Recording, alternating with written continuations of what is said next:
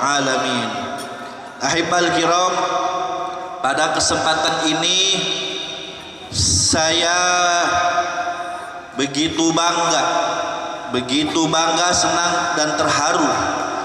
Anak murid didik dari almarhum Ustadz Sofyan, walaupun Ustadz Sofyan tidak ada, tetap istiqomah mengaji, tetap istiqomah menuntut ilmu. Itu salah satu menunjukkan tanda bakti kita kepada guru kita, ibadallah. Ya, mudah-mudahan insyaallah Ustadz Sofyan di alam sana mendoakan kita semua. Amin ya rabbal alamin. Antum di sini adalah penerus perjuangan dakwah, penerus perjuangan dari almarhum Ustadz Sofyan. Maka dari itu, mumpung masih muda, mumpung kita masih sehat, jangan sekali-kali meninggalkan majlis ilmu, jangan sekali-kali meninggalkan majlis taklim kalau kita ingin berkah dunia maupun akhirat. Ahibal kiram, Allah subhanahu wa ta'ala berfirman dalam Al-Quranul Karim di dalam surat Luqman, bagaimana Luqmanul Hakim memberikan wasiat-wasiat kepada anak-anaknya. Luqmanul Hakim memberikan wasiat kepada untuk keluarga dan anak-anaknya, dan ini wasiat untuk kita semua yang bisa kita ambil contoh, kita ambil pelajaran. Apa wasiat Luqmanul Hakim? Yang pertama, Luqmanul Hakim mengatakan kepada anak-anaknya, ya bunayya, wahai anakku, la tusyrik billah, inna syirka la zulmun azim. Wahai anakku, janganlah sekali engkau menyekutukan Allah, janganlah sekali-kali engkau berbuat musyrik kepada Allah, karena sesungguhnya menyekutukan Allah adalah perbuatan kezoliman yang amat besar. Ini yang pertama yang bisa kita ambil pelajaran adik-adik, yaitu Luqmanul Hakim memberikan wasiat yang pertama, keimanan. Apa? Keimanan. Maka dari itu ibadallah, kita jaga iman kita. Bagaimana cara kita menjaga iman kita? Dengan kita duduk di majlis ilmu. Handphone aja baterai bisa lobet, betul apa enggak? Apalagi iman kita. Iman kita naik turun. Makanya untuk dicas iman kita yaitu dengan kita menuntut ilmu. Karena dengan kita di majlis ilmu mengingatkan kita kepada Allah Subhanahu wa taala. Maka dari itu ibadallah, Sayyidina Ali bin Abi Thalib pernah mengatakan, apa kata Sayyidina Ali bin Abi Thalib? Sayyidina Ali bin Abi Thalib mengatakan, wallahi, demi Allah, tidak ada artinya kehidupan seorang pemuda apabila tidak mempunyai dua hal. Tidak ada artinya kehidupan seorang pemuda apabila tidak mempunyai dua hal. Apa? Yaitu ilmu dan takwa kepada Allah Subhanahu wa taala. Jadi kehidupan seorang pemuda, kehidupan seorang anak muda harus diisi dengan ilmu dan takwa. Apabila seorang pemuda tidak mempunyai dua hal, apabila kita tidak mempunyai dua hal, kita tidak punya ilmu dan takwa, maka tidak ada artinya kehidupan kita, ibadallah. Nggak ada artinya. Ilmu dan takwa adalah kunci kita untuk sukses. Karena kenapa? Karena dengan ilmu kita tahu syariat Nabi Muhammad. Dengan ilmu kita tahu mana halal mana haram. Dengan ilmu kita tahu nikmatnya ibadah. Dan ilmu harus kita ikat dengan iman. Kenapa? Supaya ilmu kita manfaat. Supaya ilmu kita manfaat. Apalagi zaman sekarang, Bu. Zaman sekarang zaman penuh dengan fitnah.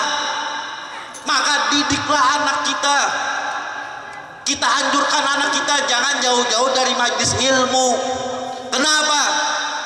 Zaman sekarang banyak orang pintar tapi sedikit orang yang benar.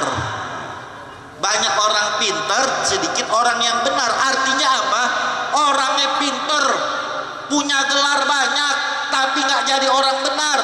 Akhirnya maksiat kepada Allah Subhanahu wa taala.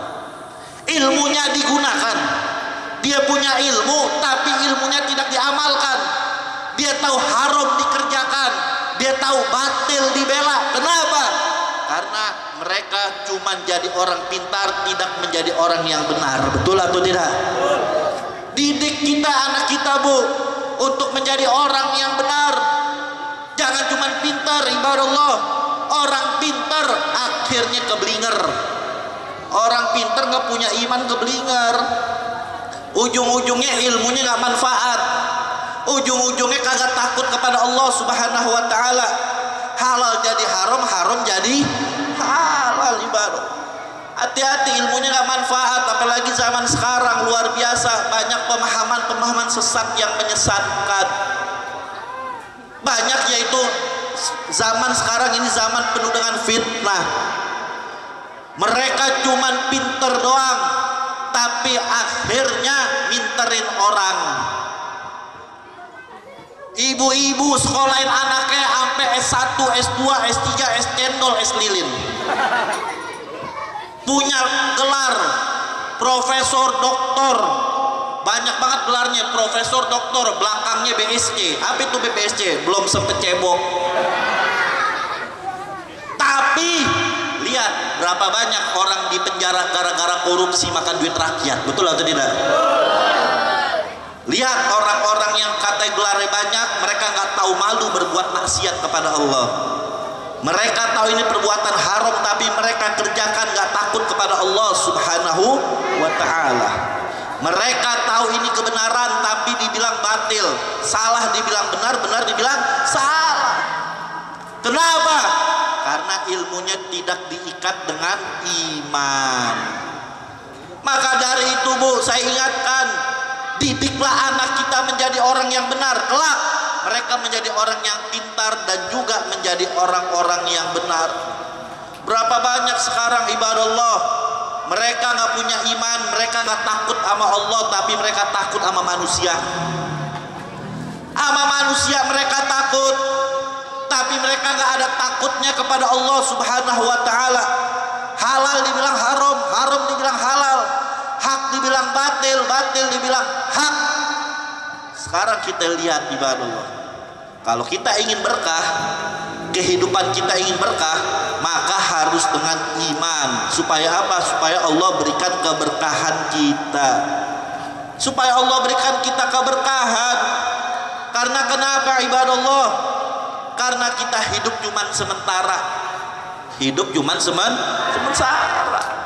Kalau kehidupan yang sementara ini kita nggak ada takut kepada Allah, kita jauh dari Allah, maka siap-siaplah kita mendapatkan laknat Allah, mendapatkan azab Allah Subhanahu wa ta'ala. Tapi kalau kita mempunyai iman, insya Allah Allah berikan perlindungan kepada kita. Allah berikan perlindungan kepada kita. Maka dari itu Allah katakan dalam Al-Quran, ala inna awliya Allah la khawfun alaihim wa lahum yahzanun. Sesungguhnya orang-orang yang mendekatkan diri kepada Allah, orang-orang yang dekatkan diri kepada Allah, Pak Bu, mereka nggak ada rasa ketakutan, mereka nggak ada rasa kesedihan. Karena kenapa? Mereka takut hanya kepada Allah Subhanahu wa ta'ala. Ilmu tidak diikat dengan iman, ilmunya nggak berkah. Harta tidak diikat dengan iman. Orang punya harta tapi tidak diikat dengan iman, hartanya nggak bakal berkah. Buat nyumbang agama, buat yaitu bersedekah untuk agama, buat acara majlis, pelitnya 17 setan, betul. Tapi kira buat dangdut nyawernya paling gede. Padahal duit yang dikeluarin buat maksiat itu akan merugikan mereka. Tapi duit kita, harta kita walaupun sedikit, kita infakkan di jalan Allah, itu yang akan nanti membawa syafaat kita di liang kubur kita, ibadah Allah. Sodako jari, sodako jari ya. Begitu juga Pak Bu, orang punya kedudukan, orang punya jabatan, tapi jabatannya tidak diikat dengan iman, maka jabatannya tersebut nanti akan mengadab dia nanti di yaumil qiyamah, ibadah Allah. Dia punya jabatan tapi menggunakan hukum hanya tajam ke bawah, tumpul ke atas. Karena kenapa? Mereka nggak ada takut kepada Allah Subhanahu wa ta'ala. Maka dari itu Bu, jangan jauh-jauh dari majelis ilmu. Wabil khususnya anak-anak muda nih, saya lihat di sini masih pada muda, masa depannya masih pada panjang.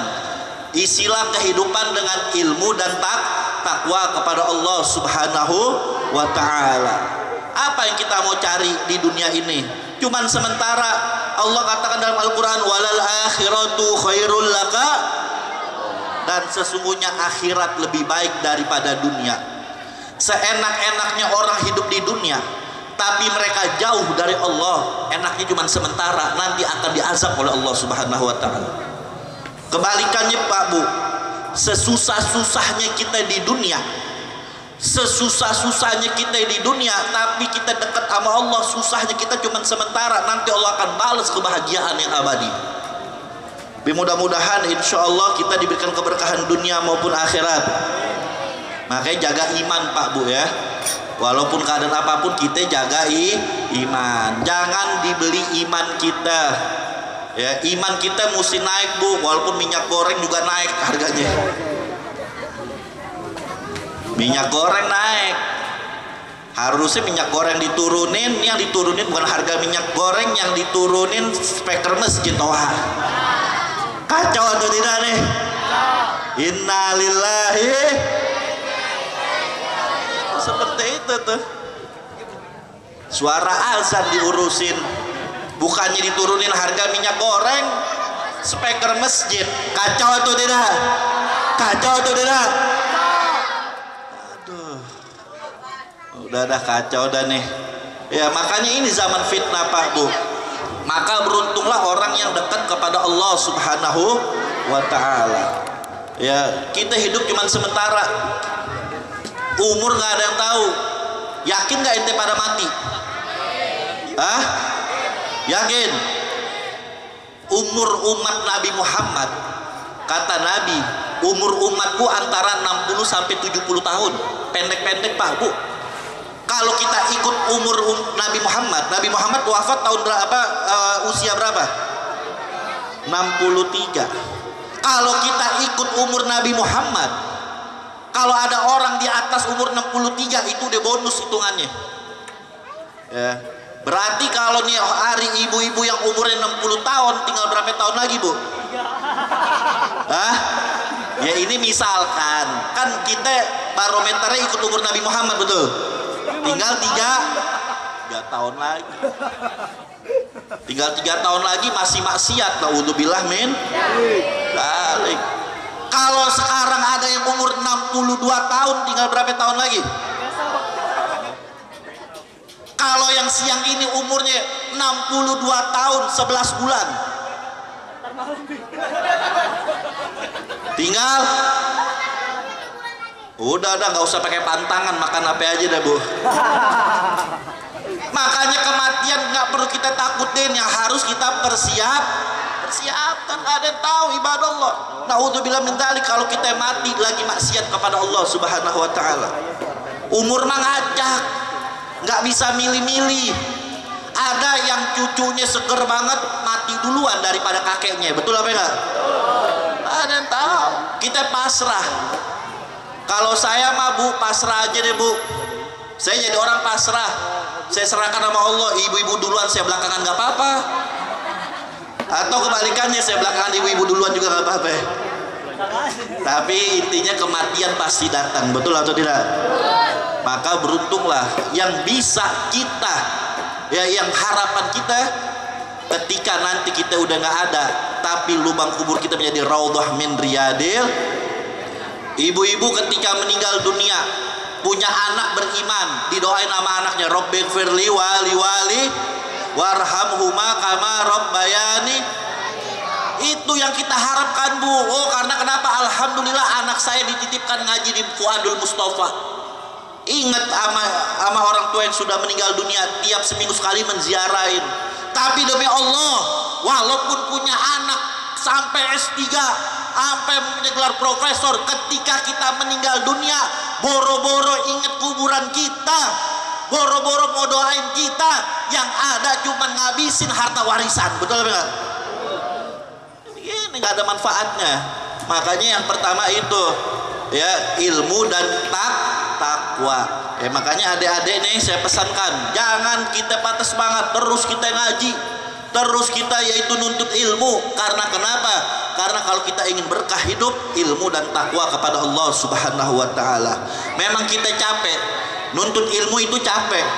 Kita buang tenaga, kita buang duit, kita buang waktu, tapi nanti insya Allah keberkahannya nanti akan kita rasakan. Insya Allah. Makanya sekarang saya mau tanya di sini, jawab yang kompak, penuh semangat nih. Siap ngaji atau tidak? Siap taklim atau tidak? Siap ramaikan majlis taklim? Siap rajin ngaji? Takbir. Yang kedua, apa pesan Luqmanul Hakim kepada anak-anaknya?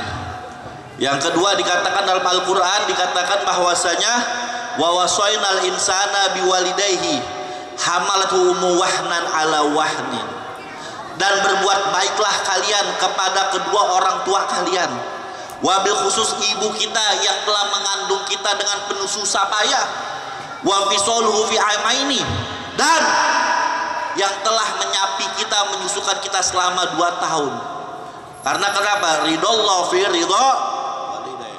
Ridhonya Allah tergantung terhadap ridhonya kedua orang tua. Wa sukhtullah fi sukhtil walidain. Murkanya Allah tergantung dengan murkanya orang tua. Ini kita didik akhlak supaya anak kita berbakti kepada kedua orang tua. Ya, wallahi demi Allah, nggak ada artinya kekayaan, nggak ada artinya kita punya jabatan, tapi seorang anak berani durhaka kepada kedua orang tuanya, ibadallah. Laknat Allah yang Allah pasti kirimkan dengan segera orang yang durhaka kepada kedua orang tuanya. Jangan main-main ibadallah sama orang tua, ibadallah. Jangan main-main kita sama kedua orang tua, karena orang tua kita lah, ya dialah yang menjadi kunci surga kita. Anda ziarah ke makam para aulia, Anda minta doa sama Habib, sama wali tingkat kutub sekalipun, tapi Anda durhaka kepada kedua orang tua, nggak bakal dikabulkan sama Allah Subhanahu wa taala. Makanya yang masih punya orang tua, bersyukurlah kepada Allah, cium tangannya, berbakti. Ya, karena itu kunci surga kita. Dan adapun kedua orang tua yang sudah meninggal, bagaimana cara bakti kita? Dengan kita mendoakan kedua orang tua kita, dengan kita ziarahin kubur kita, itu salah satu bakti kepada kedua orang tua kita. Dan kita wajib berbakti sama siapa, Pak, Bu? Ada 3 orang ini yang harus kita dahulukan kita berbakti, yaitu orang tua yang melahirkan kita, mertua kita, dan guru kita. Ini 3 orang ini kita mesti minta ridhonya, mesti kita minta ridhonya kepada kedua orang tua kita, kepada mertua kita, ya, kepada guru kita. Karena kenapa? Orang tua lah yang melahirkan kita. Ya, jangan sekali-kali kita merasa so hebat depan orang tua kita nih, wabil khususnya anak-anak laki-laki nih. Ente punya orang tua, hati-hati ente. Jangan main-main, jangan ente berani durhaka, gak bakal selamat dunia akhirat, ibadallah. Hati-hati. Bayangin, begitu juga nih yang perempuan-perempuan, jangan durhaka kepada kedua orang tua. Sekarang antum belum kawin, tapi nanti setelah antum berumah tangga, rasain bagaimana susahnya mendidik anak dan mengandung, ibadallah. Rasain gimana susahnya. Pantes Nabi katakan, Anda nggak bakal bisa membalas jasa orang tua walaupun orang tua kalian Anda gendong bawa ke haji, ibadallah. Nggak bakal bisa. Kenapa? Karena orang tua kita dengan ikhlas melahirkan kita, betul atau tidak? Dengan ikhlas, yaitu membesarkan kita. Coba ente rasain nih. Ente rasain nih wabil khusus nih anak laki. Ente tahu kelapa nggak atau semangka? Coba ente ikat di perut ente selama 9 bulan, gimana rasain tuh? Tidur ente ikat. Gimana itu rasain tuh? Itulah bagaimana perjuangan orang tua kita, ibu kita, betul atau tidak? Dan juga kita hormatin mertua kita, dan juga wabil khusus guru kita. Ya, Anda ziarah ke makam para wali sekalipun, Anda minta doa kepada Habib sekalipun, Anda minta doa kepada wali kutub sekalipun, tapi Anda berani durhaka, berani nggak punya adab kepada guru kita yang mendidik, gak bakal dikabulin sama Allah Subhanahu wa taala. Walaupun itu guru ngajarin kita alif ba ta, walaupun itu guru ngajarin kita Quran, Walaupun itu guru mungkin walaupun itu guru mungkin ilmunya di bawah kita, jangan kita merasa pintar dari guru kita. Jangan merasa kita sok lebih hebat dari guru kita. Andai kata mungkin kelak kita lebih hebat dari guru kita, wajib kita merendahkan diri kepada guru kita. Betul atau tidak? Ini kunci sukses. Makanya saya pesan nih kepada anak-anak di sini nih, jangan pernah melupakan guru kalian, yaitu Ustadz Sofyan almarhum. Setiap sholat bacain doa, dan jangan lupakan keluarganya. Kalau kita bakti kepada guru kita, kita mesti perhatikan keluarganya, ibadallah. Ya, kalau kita ingin menjadi keberkahan, mudah-mudahan insya Allah ane doakan antum sini menjadi ulama-ulama besar, diberikan kehidupan berkah dunia akhirat. Tapi syaratnya bakti kedua orang tua, hormatin mertua kita, bakti kita kepada guru kita, insya. Yang ketiga, apa pesan Luqmanul Hakim? Luqmanul Hakim berpesan, wattabi' sabilah man anaba ilai. Ikutilah jalan orang-orang yang takut kepada Allah Subhanahu wa taala. Ikutilah orang-orang yang takut kepada Allah. Artinya apa Pak Bu? Ikutilah mereka para ulama yang istiqomah. Ikutilah ulama yang istiqomah. Karena Allah yang katakan wattabi sabilah man anaba ilai. Ikutilah jalan orang-orang yang takut kepada Allah. Anda berguru kepada siapapun silakan, tetapi ingat, jangan salah-salah pilih guru. Ya, jangan salah-salah pilih guru. Bagaimana seorang guru yang istiqomah? Nih sebelum saya akhiri nih, kalau kita pengen lihat ulama istiqomah, yang pertama kita lihat dia keikhlasannya. Bagaimana kita bisa tahu keikhlasannya? Ya, orang yang ikhlas itu dalam keadaan apapun istiqomah di jalan Allah tuh. Istiqomah. Baik dia dipuji, baik dia diangkat, baik dia dihormatin, dia tetap istiqomah. Begitu juga ketika dia difitnah, ketika dia dicaci maki, ketika dia mendapatkan gangguan dakwah dan diteror, tetap istiqomah. Baik dipuji maupun dapat tantangan. Karena banyak orang sekarang, orang dipuji kuat, orang dihormatin dia kuat, tapi ketika mendapatkan tantangan dakwah, ketika difitnah, ketika dicaci maki, mereka tidak kuat. Akhirnya mereka jadi berubah. Mereka jadi berubah. Diam dulu ya. Ada orang dipuji kuat, dihormatin kuat, tapi ketika mendapatkan tantangan dakwah melempem. Betul atau tidak? Atau sebaliknya, difitnah kuat, dicaci maki kuat, diteror kuat, tapi ketika mendapatkan yaitu dunia, ketika mulai dihormatin, ketika mendapatkan rayuan dunia, akhirnya mereka berubah, halal jadi haram, haram jadi halal. Banyak begitu. Difitnah kuat, dicaci maki kuat, giliran dirayu sama dunia. Ustadz Habib, ini hukumnya apa? Ini haram, nggak boleh. Ya Habib, jadi halal ya Habib, nih duit buat Habib, buat Ustadz. Banyak kayak begitu. Kalau pengen lihat istiqomah, kalau pengen lihat orang yang ikhlas, ketika dia dicaci maki kuat, mendapatkan tantangan dakwah kuat, dan ketika dipuji mendapatkan dunia tidak tergoda. Betul atau tidak? Ya, lihat, masya Allah.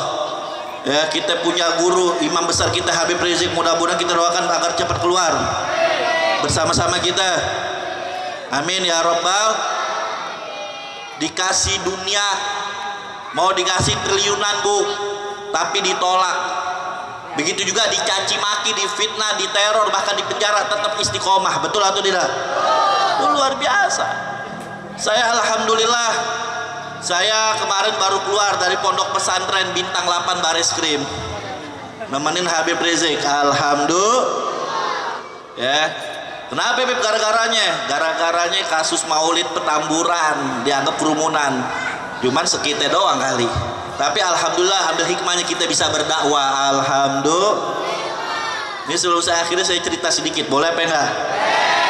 Ya, begitu kita masuk di sana Pak Bu, ya sama Habib Rizik, tahanan yang lain pada bingung. Habib masuk di penjara kenapa Habib?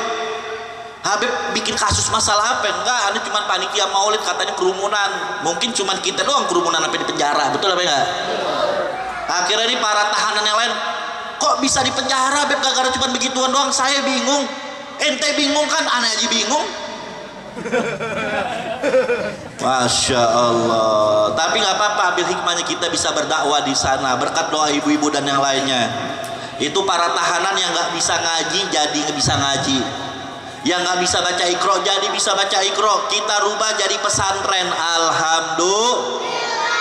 Itu berkat Habib Rizik, luar biasa ibadallah. Ya, kita berdakwah di sana, bahkan orang-orang yang tadinya non muslim banyak masuk Islam, alhamdulillah. Dan bersyukur kepada Allah dengan berkah Habib Rizik, kita juga di sana diperlakukan dengan baik, alhamdulillah. Ya, ketika kita keluar, saya dan kawan-kawan keluar duluan bulan Oktober, mereka para tahanan nangis Pak Bu. Dia katakan, Habib, aneh ini senang tapi juga sedih. Senang karena Habib udah keluar, sedih saya takut gak bisa bertemu lagi. Habib, Ustadz, saya masuk kemari, ini kata para tahanan, saya masuk kemari, saya gak kenal Islam, saya gak kenal ajaran Nabi Muhammad, saya penuh dosa, saya penuh maksiat, semua maksiat saya kerjakan. Tapi alhamdulillah Allah berikan hikmah, saya bisa belajar agama di sini. Habib, Ustadz, demi Allah, nanti setelah saya keluar, yang tadinya saya banyak maksiat, tapi setelah saya keluar nanti saya bersumpah saya menjadi siap menjadi pembela Nabi Muhammad Sallallahu Alaihi Wasallam. Takbir. Alhamdulillah, luar biasa. Makanya kita doakan agar guru kita Habib Rizik bisa keluar. Ya, saya mau tanya, kira-kira Habib Rizik pantas nggak di penjara? Pantas atau tidak? Adil atau tidak? Nggak adil, cuman masalah begitu. Banyak orang-orang sekarang luar biasa yang menistakan agama, masih banyak berkeliaran, betul. Ini cuman masalah, ya Allah. Ya mudah-mudahan lah orang-orang yang menzalimi Allah hancurkan. Amin ya Rabbal. Tapi kita yakin emas walaupun ditaruh di tempat kuren yang baik, ditaruh di tempat kotoran, tetap harganya emas, betul apa enggak? Tapi namanya kotoran, biar kata di istana tetap kotoran, betul. Itulah orang-orang istiqomah yang Allah jaga, alhamdulillah. Ya, makanya yang terakhir, jangan kita salah-salah pilih teman, jangan salah-salah pilih guru. Mereka lah orang-orang istiqomah, ketika dipuji maupun dapat tantangan tetap istiqomah di jalan Allah. Dan kalau pengen lihat guru yang istiqomah, dia yang amalkan ilmunya. Hak bilang hak, batil bilang halal, bilang halal, haram bilang jangan. Yaitu ya kebalikannya, yang dulu mengatakan haram dapat jabatan jadi halal. Hati-hati, banyak gak kayak begitu? Banyak gak? Hati-hati. Dan yang ketiga, kalau pengen lihat ulama istiqomah, mereka yang cinta kepada ahlul bait keluarga Nabi Muhammad Sallallahu Alaihi Wasallam. Kalau ada orang pinternya luar biasa, ngaku ahlu sunnah tapi benci dengan duriyah Nabi, dia bukan ahlu sunnah wal jamaah, betul. Ya, orang-orang ulama istiqomah, kiai-kiai kita dulu, ulama kita mengajarkan kita cinta kepada keluarga Nabi Muhammad Sallallahu Alaihi Wasallam dan cinta kepada sahabat Nabi Muhammad Sallallahu Alaihi Wasallam. Ibadallah. Ini kalau kita pengen lihat orang-orang yang ulama-ulama yang istiqomah seperti itu, insya Allah. Nah, mungkin masih ada Habib Alwi nanti yang menyampaikan tausiahnya sedikit. Kira-kira masih mau dengerin gak nih? Masih mau gak? Ya, nanti Habib Alwi lanjutkan sekaligus tutup doa. Sebelum saya tutup, ya nih ada satu gosidah. Ada satu gosidah, kebetulan saya di dalam ngarang buku, tapi bukunya saya nggak bawa, tapi saya juga bikin gosidah. Ya kan? Bu, mau dengerin nggak Bu gosidahnya Bu? Hah? Ini gosidah yang ngarang saya, mantan narapidana tapi. Ya, saya bikin gosidah, bisa dibawakan nanti majlis-majlis. Judulnya yaitu Cinta Agama dan Cinta Bangsa. Orang yang cinta agama pasti cinta tapi orang yang ngaku-ngaku teriak-teriak Pancasila, cinta bangsa, tapi menistakan agama, dia kagak cinta bangsa. Betul atau tidak? Karena agama dan bangsa gak bisa dipisahkan. Umat Islam, ulama kita yang memperjuangkan NKRI. Betul atau tidak? Siap kita berjuang untuk agama, siap kita jaga NKRI. Takbir.